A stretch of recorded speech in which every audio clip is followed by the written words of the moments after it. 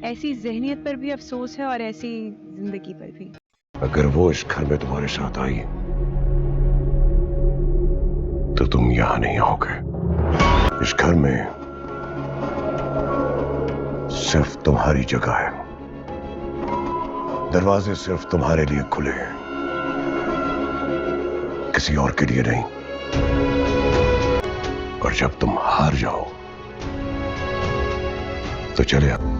इतना छोटा, इतना खुदगर्ज नहीं हो। मेरी बात सुन, मेरे रास्ते में मत आओ, समझे? जब दोनों तरफ सवाल हो तो जवाब यूं ही पर्दों में छुपा रहता है। मजबूरी का नाम मोहब्बत नहीं होता। आपको अपनी खिदमत करवाने की आदत पड़ गई, ये कहिए।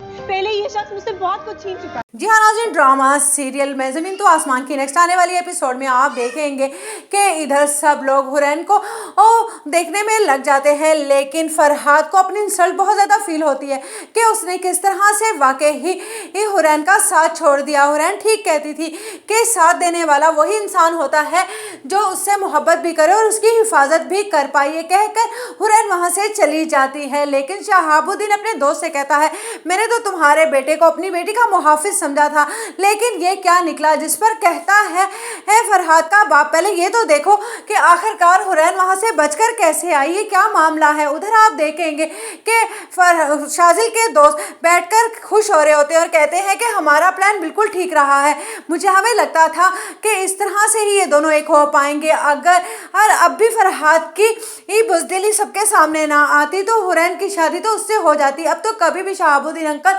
हुरैन की शादी फरहाद से नहीं करेंगे और हुरैन खुद भी उससे शादी करना नहीं चाहेगी। हमारे पास एक ही रास्ता था और वो भी कामयाब हो गया। उधर आप देखेंगे कि आयजा कहती है फैजान से कि फैजान भाई आपको ही कुछ करना होगा, वरना ये तो उसकी ज़िंदगी में शामिल हो जाएगी एक आम सी और मामूली सी लड़की। जिस पर कहता है फैजान, शाजिल का बड़ा भाई, कि तुम बेफिक्र हो जाओ, इंतज़ाम पूरा हो चुका है, अब तो एक नज़र आमना सामना करवाना है शहाबुद्दीन और शाजिल का।